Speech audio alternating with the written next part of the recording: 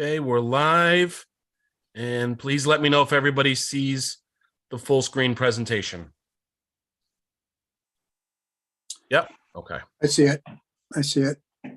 Thanks, Dan. Hi, good evening, everyone. This is Steve Ezzies. I'd like to welcome everyone to our meeting today on January 5th. It's 6 p.m. This is a Board of Education special meeting, the first of a number of meetings and workshops to go over the fiscal year 23-24 budget. I'd like to compliment Lisa and Phil for leading the effort and all the work that they've done. For everyone in the public who is listening, all the information is on the Board of Education website, so you can follow the budget in detail. Lisa, do you want to take it from here?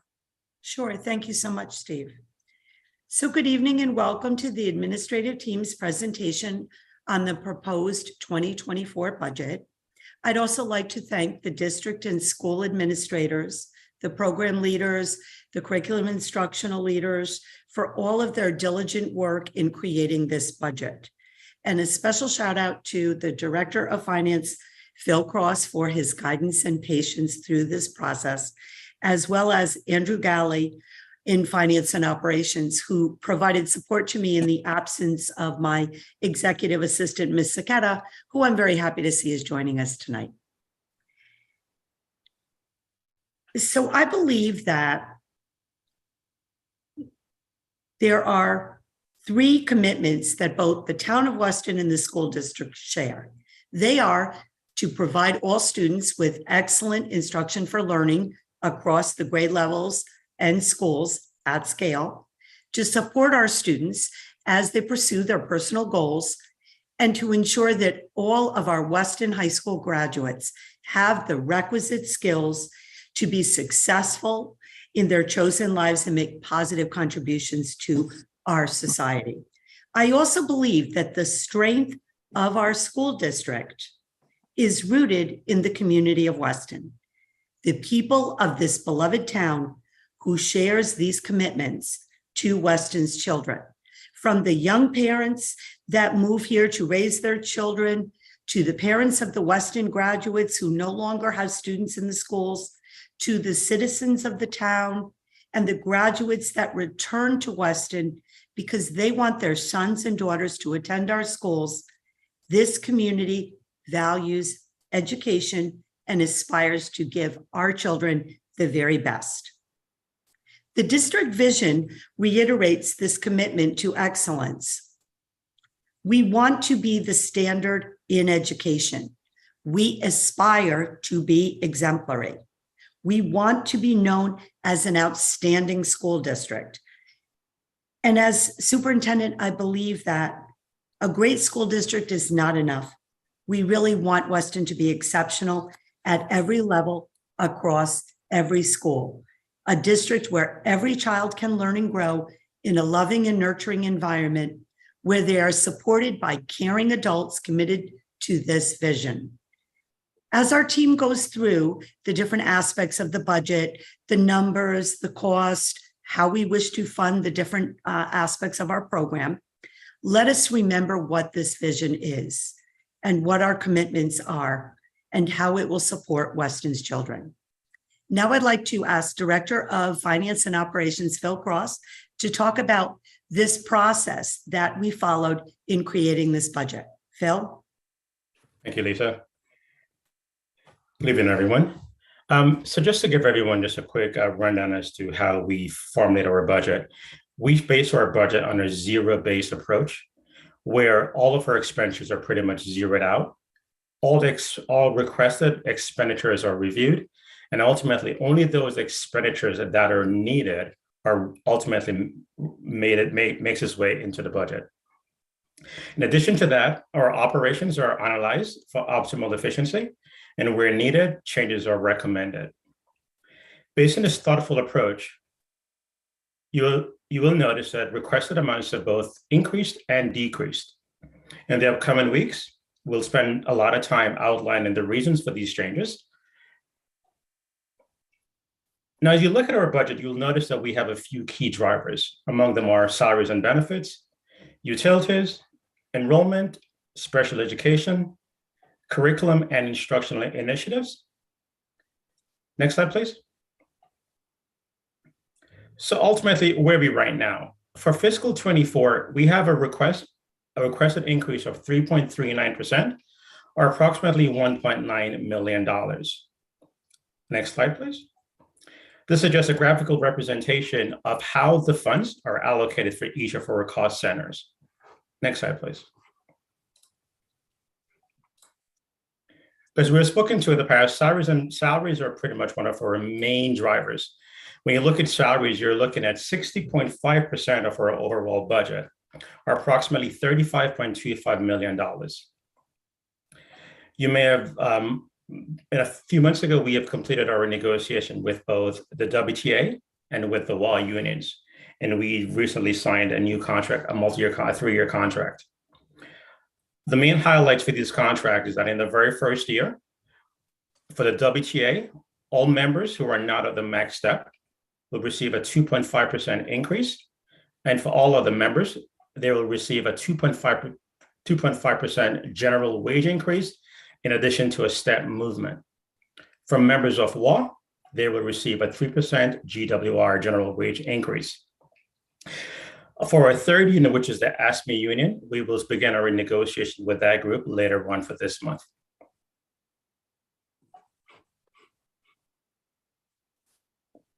Next slide, please. A few months ago in the negotiation, we did discuss with both the WA and the WTA did agree to make a slight change or a pretty significant change to the health insurance plan. We're moving away from the state partnership plan, and we will be moving to a high deductible health plan that has a health savings account component. Based on the current agreement, the board will contribute 60% of the deductible, which equates to $2,000 for an individual and $4,000 for family coverage. For WA, that deductible will be 50%. In terms of the employee and what their contribution is, for the WTA will contribute 18.5% for their premium cost share for both medical and dental, and WA members will contribute 20%. As I mentioned previously, we will begin in discussions with the ASME group later on this month, and we do intend to have a discussion with them to also move to the high deductible health plan. Next slide, please. You may have noticed in your notice from your bills from Eversource that there is a planned increase for rates beginning in January, or pretty much in this month. In the past recent years, Weston has been fortunate in that we have had contract that will cover that pretty much had given us stabilized rate on the supply side. Beginning in November of this year, those contracts will pretty much expire. This budget assumes an increase almost double for supply charges. In addition to that, Eversource will be increasing the rates for the delivery charge. The overall change for utilities, including gas, is approximately $314,000. At this time, I'm going to turn it back over to Lisa, who will discuss enrollment. So as we know, excuse me, the enrollment projections really determine the number of certified and support staff that are required to meet our students' needs, which in turn impacts salaries and benefits. Sorry, I have a little bit of a cold. On December 5th, Mike Zuba from SLAM presented the following enrollment projections to the board, and our budget is based on these median projections. In the budget introduction of the big budget document, every school section has a chart that specifies the grade level, the enrollment projection, and the number of anticipated sections, as well as the class size that will be determined by those sections. And these can be found on pages 6 to 11 of the budget book. It's important to note the class sizes. Those are Board of Ed guidelines on which kindergarten through grade 1 is 18 to 20, and grades 2 to 12 is between 20 and 24. All of our staffing is very carefully calculated for each school. After the principals speak about their schools, I'm going to provide a summary of the overall changes and reallocations in staffing. The important takeaway here is that we base our staffing on what we need.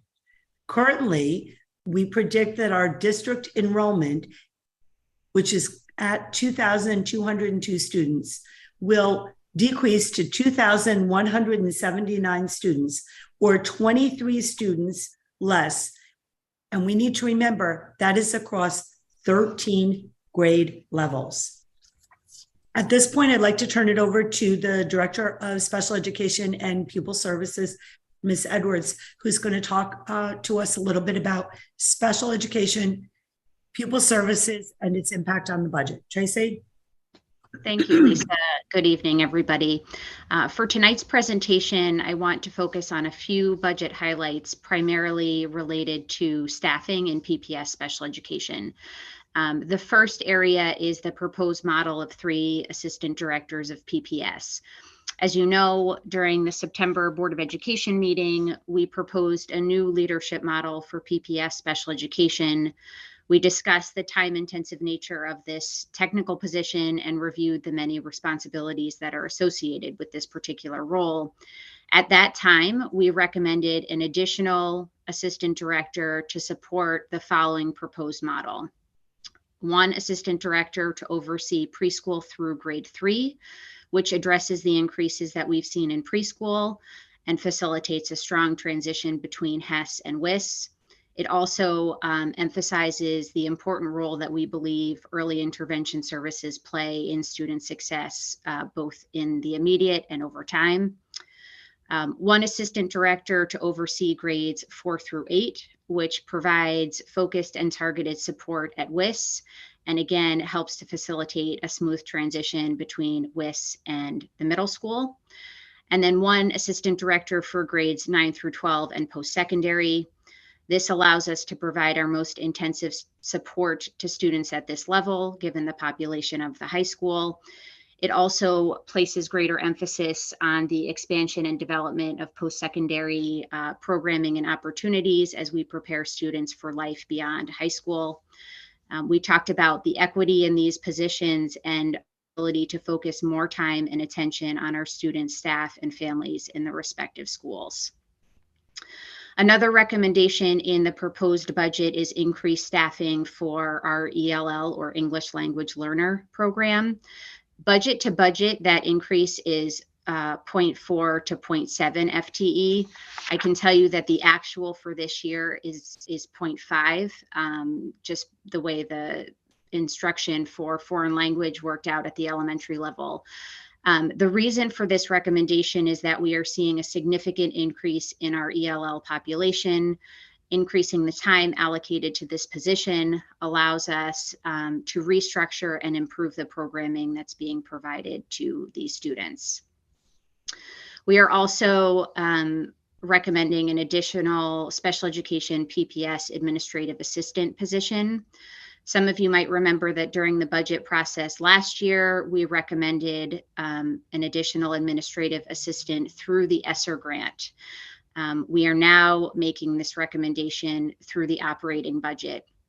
Clerical support was reduced across the district in PPS special education a few years ago, and it continues to have an impact on our work as a department district-wide. And that's the rationale for having it be part of the operating budget moving forward. These 2 roles will support the scheduling of PPTs and other meetings, which, just for some context, we had over 1,000 meetings scheduled last year within this position, and also provides the support needed for the reporting and compliance that's required within the special education process. The budget also reflects a reduction of 2.62 FTE paraprofessionals. The level of paraprofessional staffing is determined by student need. District-wide, there's a net decrease. The primary reasons for that are we are reducing one section, or we're proposing to reduce one section of preschool for next year's budget, and there are also some changes in specific student programs that warrant this reduction. Finally, you will note a reduction in out-of-district tuition and settlements. I do want to highlight that these numbers are based on current placements or placements that are actively in process at the time of budget development. There are no contingencies included in either one of these lines, and we've discussed that in previous years. I do want to highlight tonight that even though we're seeing a decrease in these two costs, we're actually seeing an increase in the number of out-of-district placements. This is largely due to students working through mental health challenges or behavioral challenges that we can't support within the district. As a result of the increase in the number of placements, we are seeing an associated increase in our transportation costs related to out-of-district placements. At the same time, the type of placement for students has changed in some cases, which has allowed our placement costs to remain relatively consistent, even though we have more students in out-of-district programs. Finally, there's been a decrease in tuition settlement costs due to a number of factors, including changes in students' needs, students exiting or graduating from the district, or moving from the district. At this time, I'll turn it back over to Lisa, and she'll provide an overview of our district goals. Thanks, Tracy. So as we move into the curriculum and instruction part of our presentation, which is really the foundation for the work of the district, I thought it was important to just take a moment to highlight some of our district goals. I see these goals as commitments, our responsibilities to Weston's children. And at the upcoming February Board of Education meeting, we will be doing a progress report on how well we are meeting these goals and our performance targets that were established earlier at the beginning of the school year. So our challenge here is creating a budget to improve academic outcomes for all students while being cognizant of the academic return on investment. Simply put, how can we maximize the funding that we are allotted in a way that best meets our students' academic as well as social and emotional needs? Because we all know that children need to feel cared for, supported, happy, and safe in order to learn. There are two important areas of focus: the area of language arts, specifically reading, as well as math. At prior board presentations, I think I've been pretty clear that there is work to be done in this area. The last few years have been very challenging, and we must remember our district vision to be exemplary. This budget proposal supports our teachers with resources and coaching to achieve this vision. And I'd like to introduce Assistant Superintendent Dr. Tina Henkel, shout out for completing her dissertation, and she will now speak to our initiatives with reading and math. Tina. Thank you, Lisa. Good evening, everyone. So as Lisa has mentioned numerous times this evening, our district goals are focusing on our students. And when we think about the heart of teaching and learning, our students are at the center. Our district vision focuses on our continued commitment to excellence through purposeful innovation and instructional design for all students.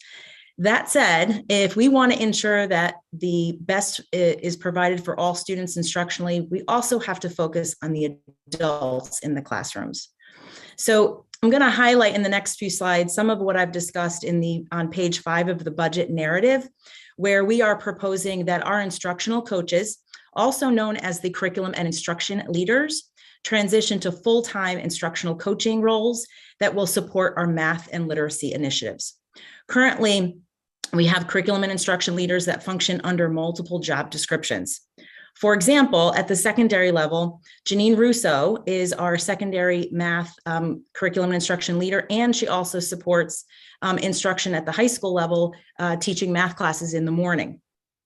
after which she then transitions to her role as the instructional coach, supporting 14 high school teachers and middle school teachers for the second part of her day. So as you can imagine, if half of her day is teaching, then there's limited opportunities for her to support all secondary math teachers outside of her classroom schedule. The reality is, in the current model of a part-time curriculum and instructional leader coach, it's not efficient, nor is it as effective as it could be if the role was full-time. So what does an instructional coach do? Our instructional coaches collaborate with teachers to get a clear picture of current reality, identify goals, pick teaching strategies to meet the goals, monitor progress, and problem solve until the goals are met. To put it simply, instructional coaching makes it easier for teachers to meet the needs of their students. But more specifically, our coaches will support and lead curriculum development, revise and implement the district curriculum. They will provide the newest research and trends to help teachers understand what will give them the biggest bang for their buck. Coaches support district and school initiatives. They focus on individual needs in the classroom, and they find resources to help teachers grow in their teaching and learning craft. They also facilitate curriculum meetings or faculty meetings to connect teachers across grade levels and courses to unpack patterns and trends and work collaboratively. Our coaches will provide an outside perspective based on classroom visits and see things that we might not notice that we can improve on when we can perform at higher levels. That outside perspective can help us see our blind spots. And we also know that a good coach provides an opportunity for teachers to have honest and confidential conversations about their craft. They engage in targeted cycles of support with teachers based on a focused teacher-led goal and to help them meet those goals. Our coaches are non-evaluative.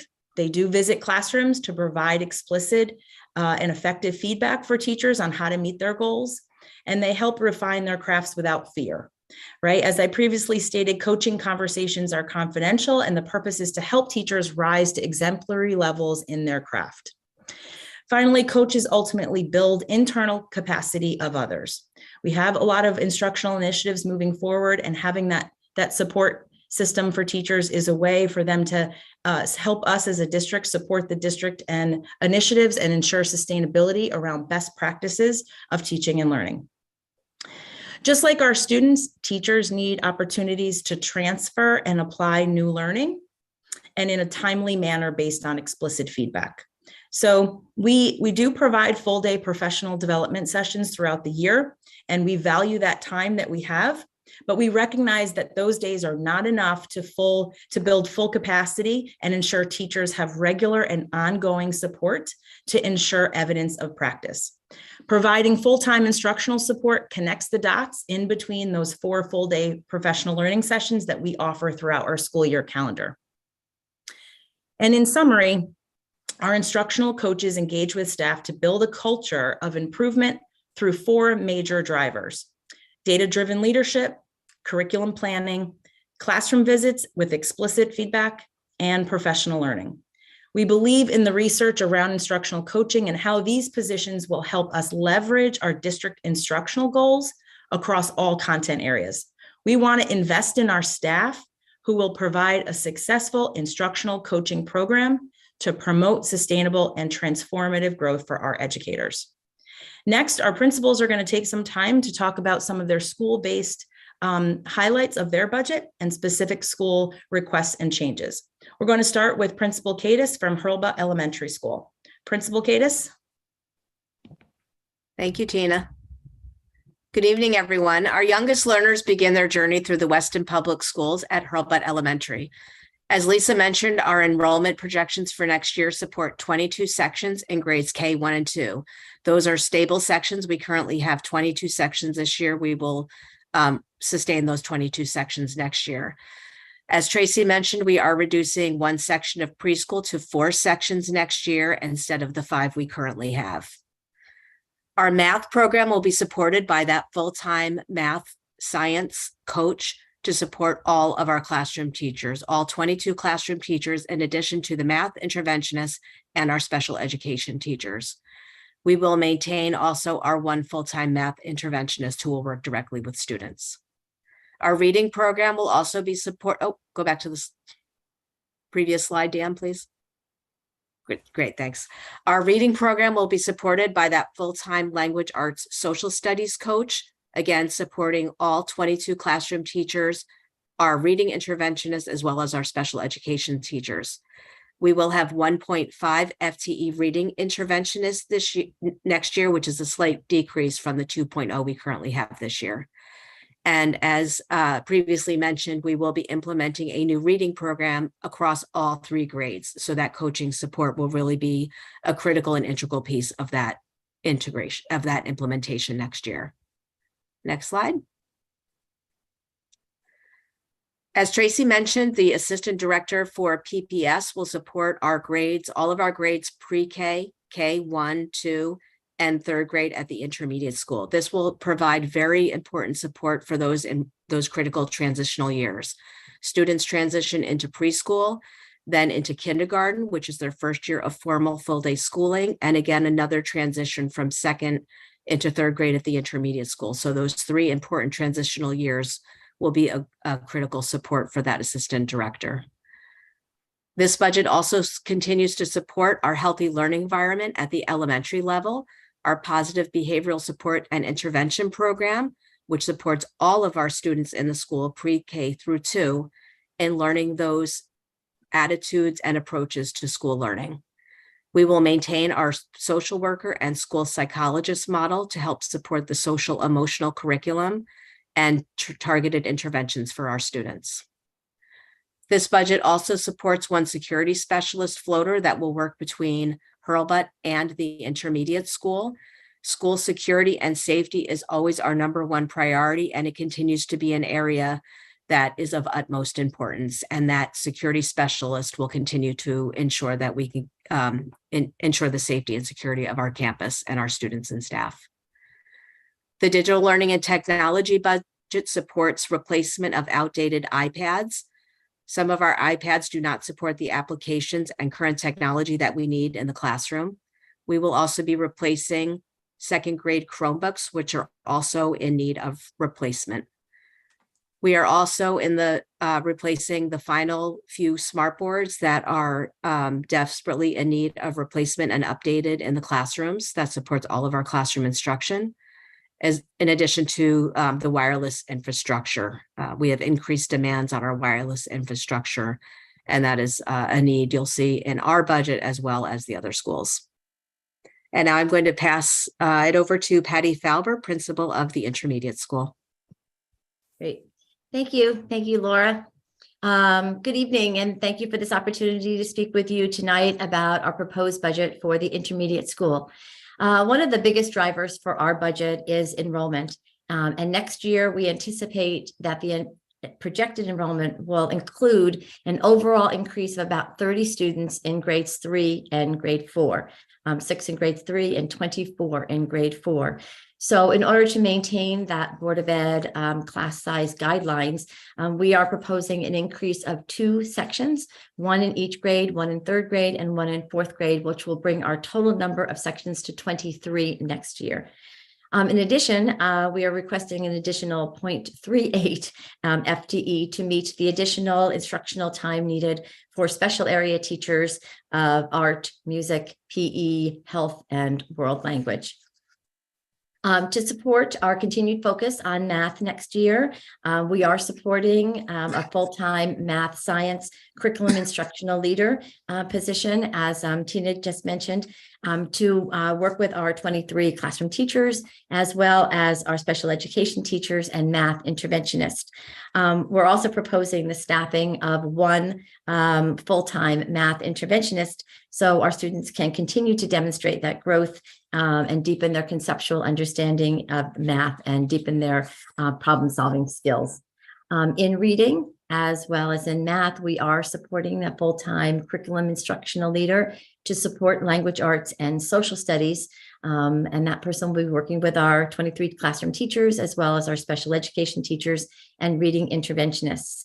Additionally, in this budget, we are proposing to maintain our current staffing of 2 reading interventionists, with 1.5 of that coming from our operating budget and an additional 0.5 position to continue to be funded through Title I, which is a recurring grant that we have had.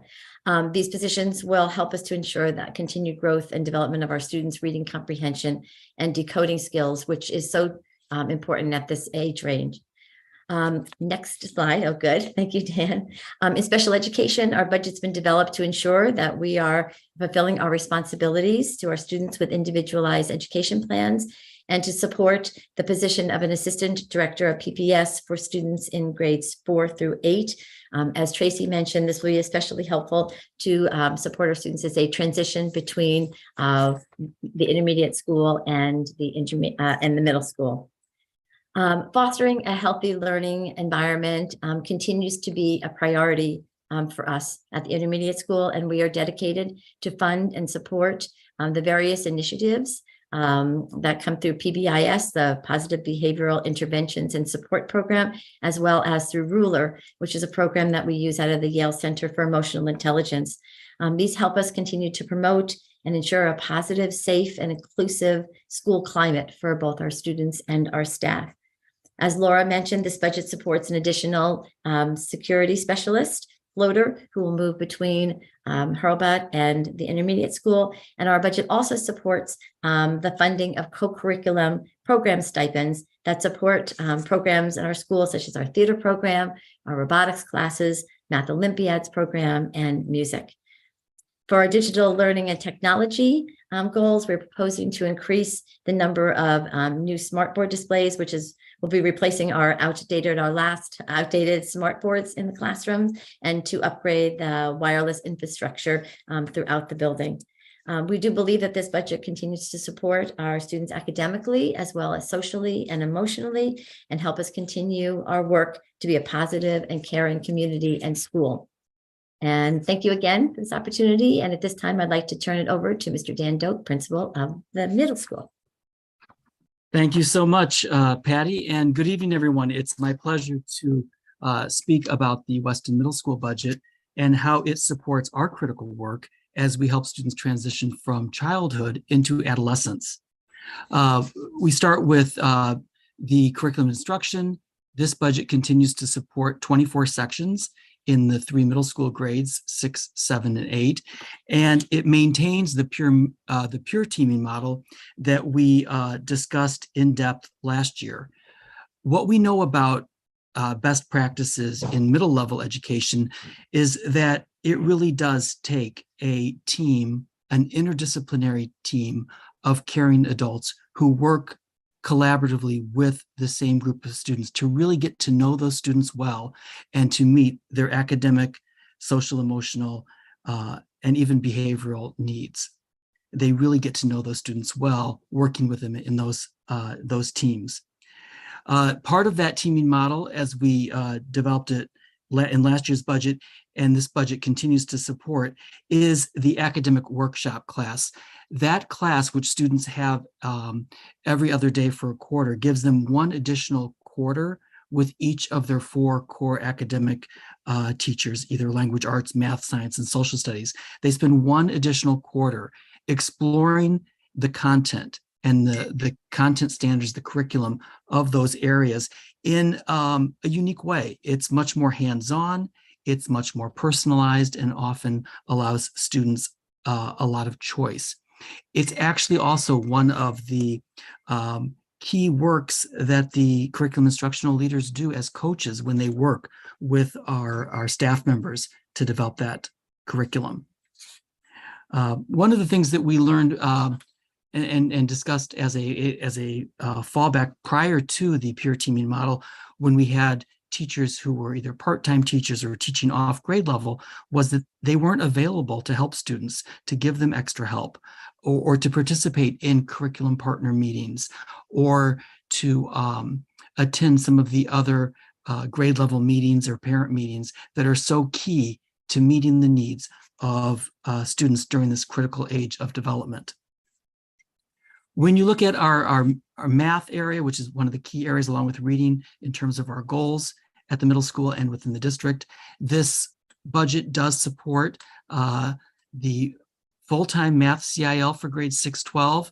It's important to note that 6 of those math teachers are our core academic teachers, but we also have a math interventionist at the middle school, as well as all of our special education teachers who are also working with our students on their math goals and objectives. And as I said, there's the full-time math interventionist who is continuing at the middle school. In reading, in terms of curriculum and instruction, we also, this budget supports the full-time language arts curriculum instructional leader that Tina spoke about. Again, providing support not just for the core ELA teachers, but also the reading interventionist and the special education teachers, as they also work with our students who have goals in the area of English language arts, goals and objectives in those areas, and our reading interventionist. Next slide, please. So this budget, as Tracy mentioned, also supports the position of an assistant director of PPS, grades 4 through 8. And as Tracy said, that is so critical as we work to help students transition from the intermediate school into the middle school as they prepare for then the transition to the high school. So we think it's critical work to make sure that we are meeting the needs of all of our students at Weston Middle School. As with the other schools, healthy learning environment is a key area as well. One of the other aspects of that academic workshop that I spoke about earlier, it's not just the content, it's not just the curriculum, but it is the impact of those workshop classes, which generally have 10 to 12 students working with a teacher. And it's the ability of those students to make connections with those teachers. We have always strived to have students make connections with at least one caring adult, but it's so important. The more adults that our students feel connected to, the more positive the overall school environment will be. And we are just so pleased to see the benefit of having those academic workshops take place on an every other day basis for our students. We are also continuing to enhance our advisory program. We are now meeting weekly with our advisory, and part of that advisory time also is allowing students to go and get extra help from their academic and co-curricular teachers that they need to see throughout the day. In addition, the advisory coach, the PBIS, Positive Behavior Interventions and Support Coach, is one of the stipends that is supported along with many others in our co-curricular program. We are very proud of the robust co-curricular clubs, music, theater, student government, all of the activities that we have that our faculty members step up to volunteer to supervise when students have an interest and want to pursue those interests after school. So that's a great way to also help those students get prepared for what life is going to be like when they reach the high school. As with the other schools as well, we are also working to increase the number of new smart displays in our classrooms. This budget supports 8 of those, and also upgrading the wireless infrastructure. Although I do want to just take a quick moment to mention, as I told Dan DeVito earlier today, we did earlier this week have a moment of outage in our internet. And while it was a little bit disruptive and annoying, I have to say, he and his team have done such a great job that it's been a while since we've had to experience one of those outages. And I think that's due to the hard work of Dan DeVito and his team. And we have James in our building who work to make sure that our students and our staff have access to the digital tools and services that they need. So thank you very much. And at this time, I will turn it over to Principal Megan Ward at Weston High School. Thanks so much, Dan. I'm excited to, thanks for having me tonight. I'm excited for this opportunity to present my first budget to the Weston community for Weston High School. As we know, Weston High School is the last stop on a student's educational journey in the Weston community. In terms of our curriculum instruction focus, we are, in addition to the robust academic program we offer to our students 9-12, we will also be continuing to offer electives that support the experiential learning and student choice experiences that we want them to have. So we started this year with our sustainability class. That will continue. We offer other dynamic programs such as digital illustration, animation, the literature-based electives that began as well, along with Project Lead the Way, and our STEM programming.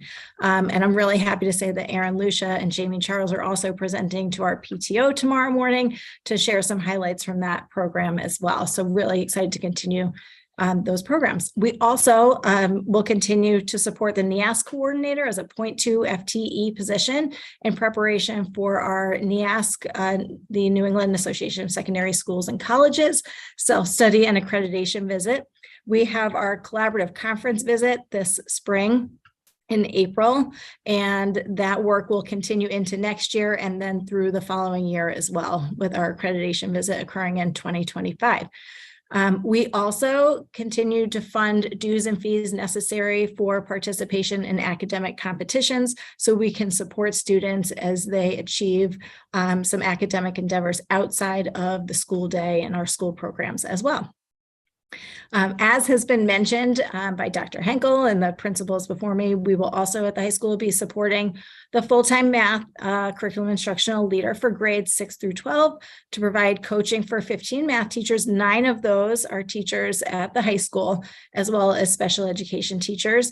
And we're going to support the staffing of the math lab at the high school at a 1.0 position so we can continue to further support students and teachers in their math experiences and learning. In terms of language arts at the high school, again, we're going to support the language arts CIL, as you've heard in previous programs. For grades 6 through 12, this will provide coaching for 16 language arts teachers, 10 of whom are at the high school, and special education teachers who are also involved in that work. We really believe strongly in the role of instructional coaches and believing that even as teachers, we are always learning. And when we can model that flexibility and learning as adults, that also transfers to our students as well. So those conversations around how we can tweak and change and adjust our instruction to meet the needs of students is a great model for the kids in our classrooms. We'll also be maintaining a 1.2 FTE in our Writing Center staffing, as well as we've seen that Writing Center program continue to grow and flourish to support our students. Okay, and then in terms of digital learning and technology, I have heard about the wireless issues in the past, so I will echo what Dan said. When it went out yesterday, everyone was, this is really not that bad because it hasn't happened this year. So we're going to continue to do those upgrades in the wireless infrastructure. And we are also, as you've heard in other buildings, going to continue to increase the number of smart displays in our classroom to a total of 10 as we continue year to year to upgrade those over the summer.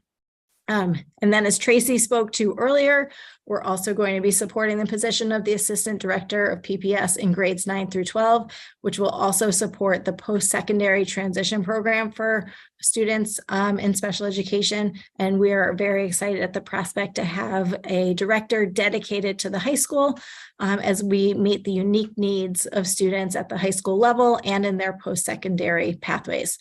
We will also be maintaining our academic staffing for the Alternative Pathways program. That program has continued to grow and flourish as well. So we are maintaining the staffing. We're making some shifts in terms of the program itself and looking to see how we can adjust that so that it becomes like a morning program at the high school so we can really work on the relationships and the interdisciplinary work across teachers and how we are all really reinforcing the social emotional growth and academic growth of the students in that program.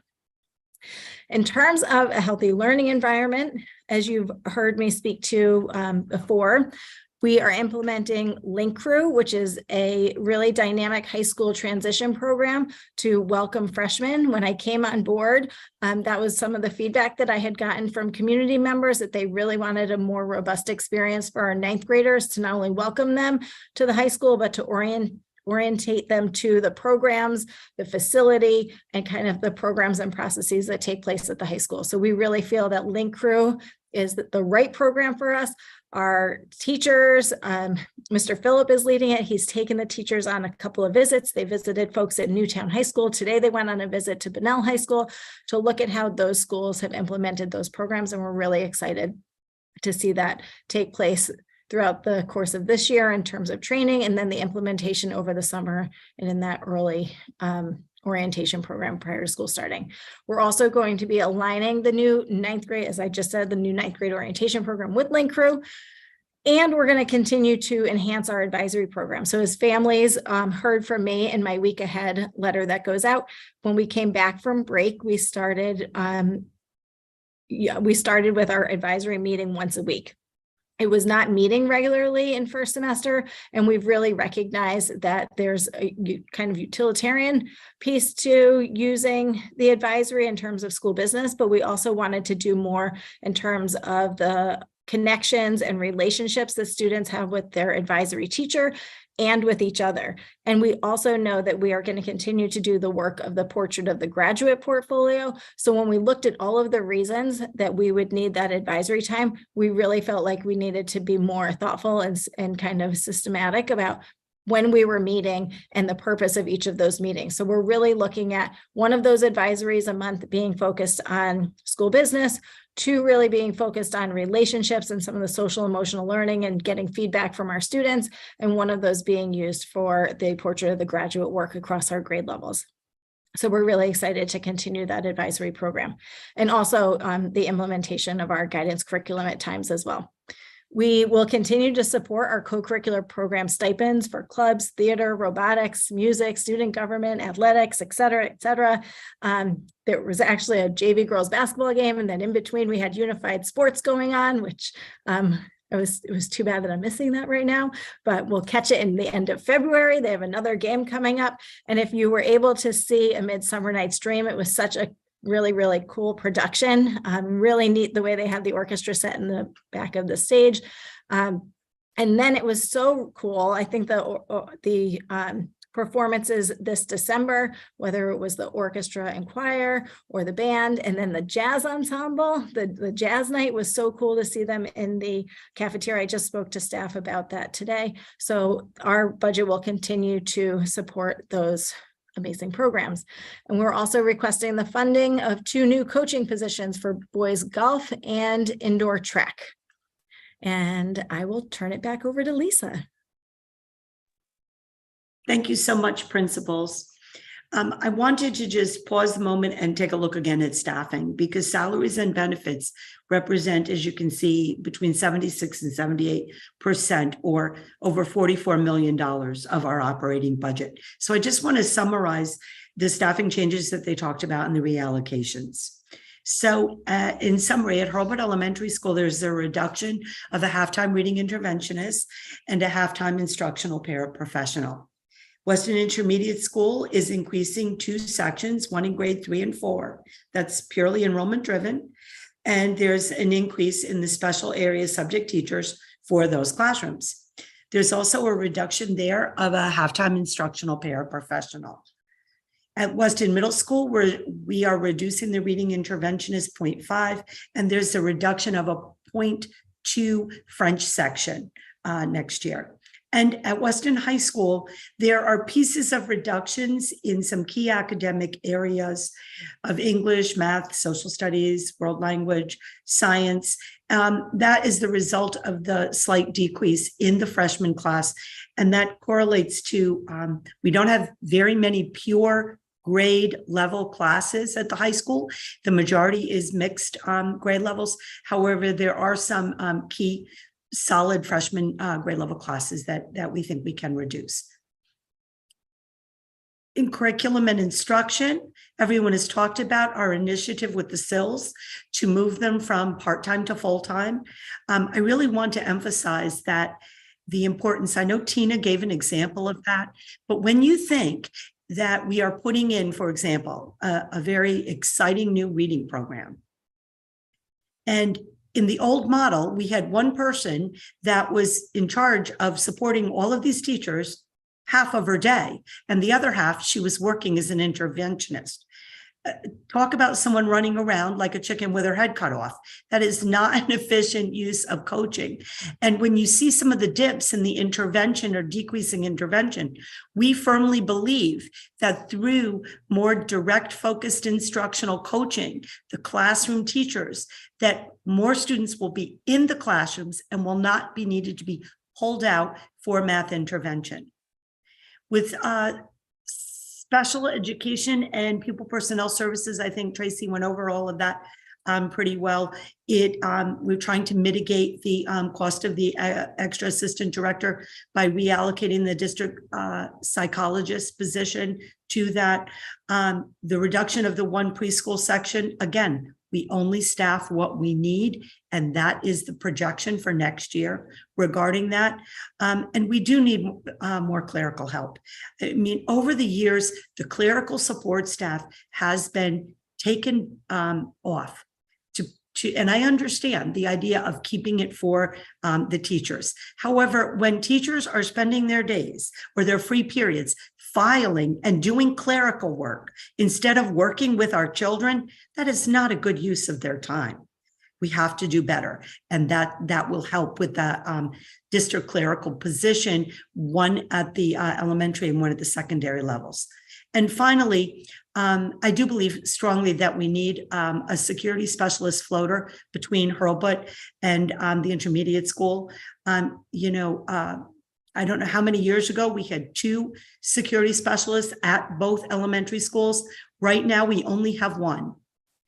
Every day, one of the security specialists at the high school or the middle school has to go and relieve people for their lunch breaks in the other 2 buildings. You add someone into the mix that is out or absent for a personal reason, for an illness reason, now we're really short-staffed.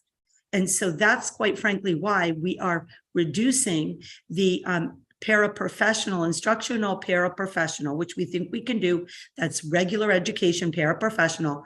And we are putting in and reallocating it to a security specialist that will be designated to support Hurlbut and WIS, to be able to relieve Jim Fisher and Stu, who are amazing security specialists, for their breaks. And we don't have to pull Rob Hudak out of the middle school or PJ out of the high school.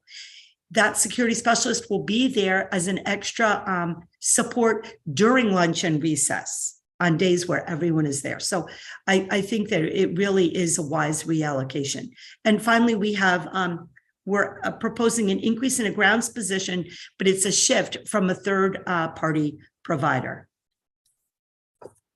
In our budget introduction on page 12, I also want to point out that we have listed breakdowns of staffing costs by administration, teachers, paraprofessional support staff, special ed staff.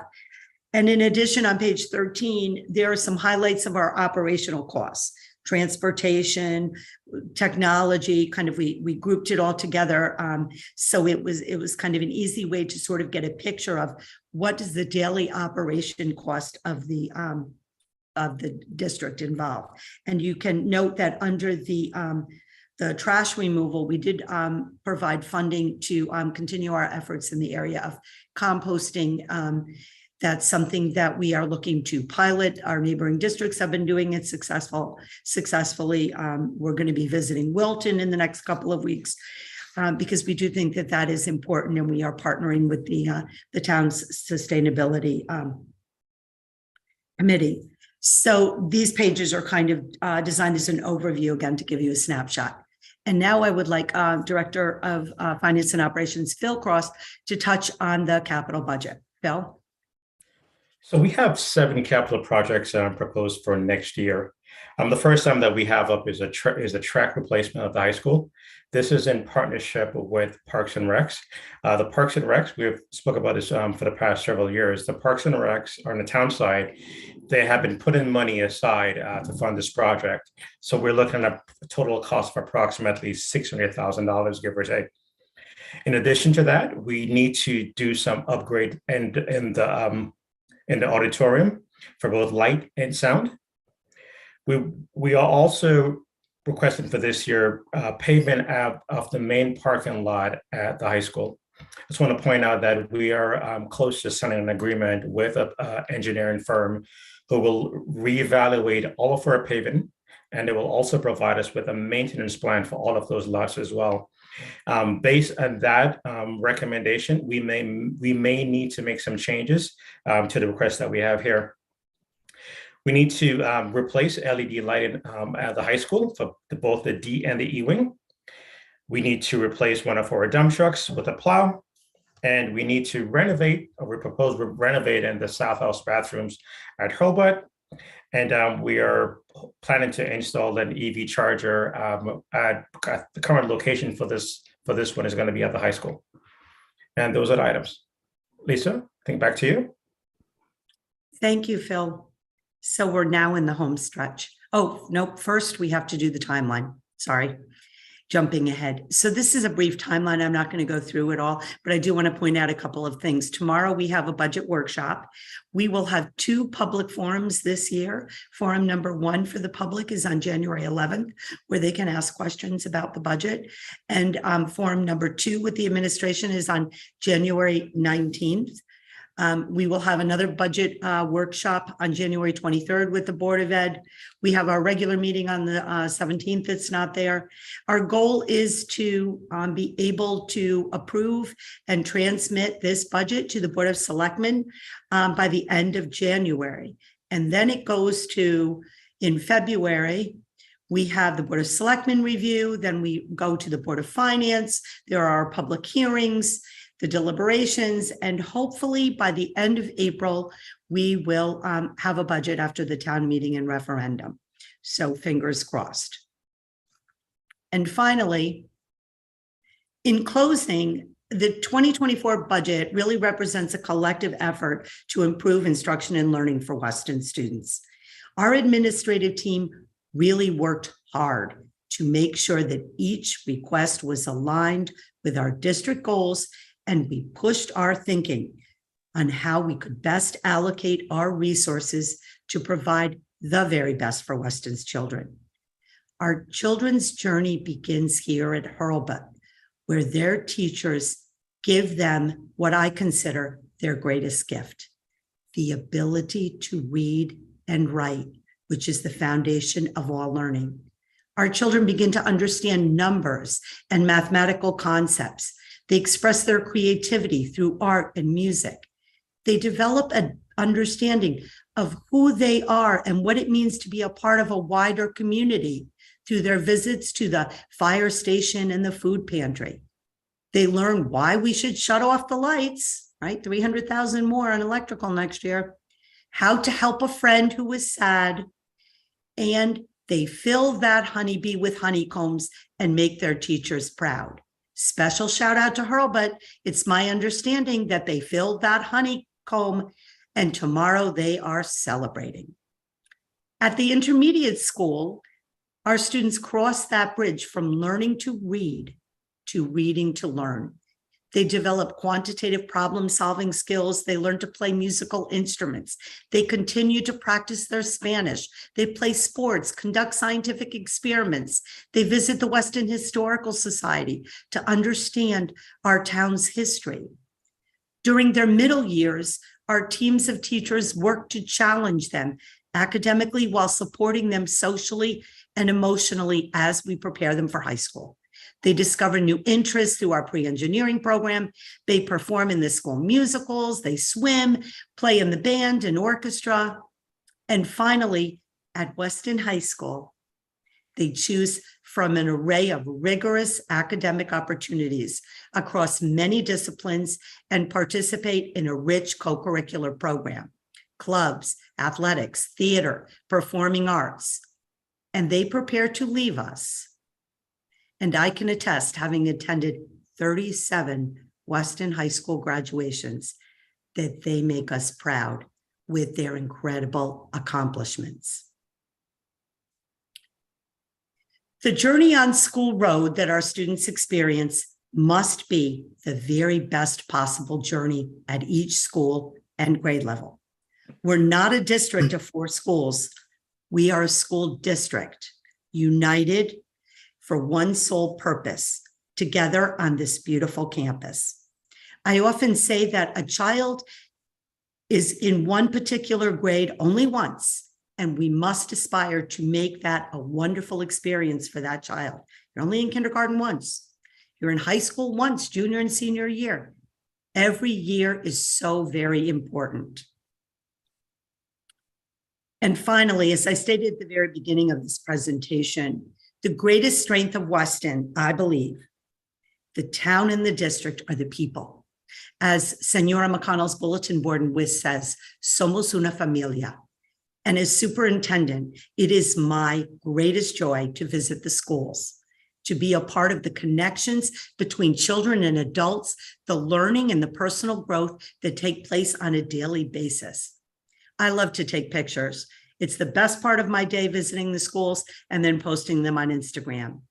Miss Jama leading her preschoolers in the Halloween parade, Laura Cadis presenting a workshop on healthy learning to her staff, Weston's firemen explaining fire safety on the kindergarten field trip, our beloved SROs, Joe and Jason, visiting every school on a daily basis, our beloved bus drivers, under the direction of Miss Teresa Taylor, really taking care to take our children to and from school safely. One of my personal favorite photos here is Mrs. Egan, the assistant to the athletic director, and our very own director of school finance, Mr. Phil Cross, working the deli during the staff shortage at the high school cafeteria. And shout out to the high school administration who also chipped in when the kids wanted deli sandwiches and they figured out a way on Fridays to make it happen.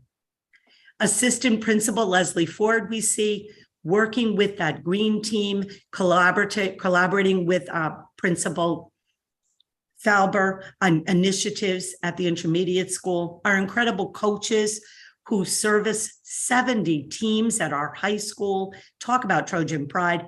Our students shine. They are amazing. And I am in awe every day of the magic that takes place on this campus. I am so honored to serve as your superintendent. And on behalf of our team, I want to thank you for your continued support and your attention this evening. And we're done. Lisa, that was terrific. Difficult to think that we're sitting here looking at that aerial view a couple of minutes ago, and you think about the transition of a child from one end of the campus over to the other end of the campus, and they have all those experiences that you just described. Hard to imagine how that is, and my thanks, and certainly the thanks of the board to everything that you do. Let's open it up to questions from the board, but I think we should all recognize that we have any number of meetings coming up over the next couple of weeks where we can ask a lot of detailed questions, and it's 7 o'clock at night and we're going to start again tomorrow morning. So if there's anything pressing or comments that you would like to make, please feel free. But just with the acknowledgement that we have any number of meetings coming up where we can go into detail on any and all subjects that people would like. I actually have a variety of questions, Sure. but I'm going to wait to ask the majority of the questions. Actually, I'm going to wait to ask my questions tomorrow. I just wanted to thank Lisa and your team, because I think you guys did a fantastic job tonight presenting this budget. And like I said, I do have some questions that I really want to dig into, but I appreciate you guys doing this tonight and taking the time, and let's roll our sleeves up and get busy. So thank you, everyone, for a great job tonight. Thanks, Sharon. Anyone else on the board that would like to ask some questions this evening?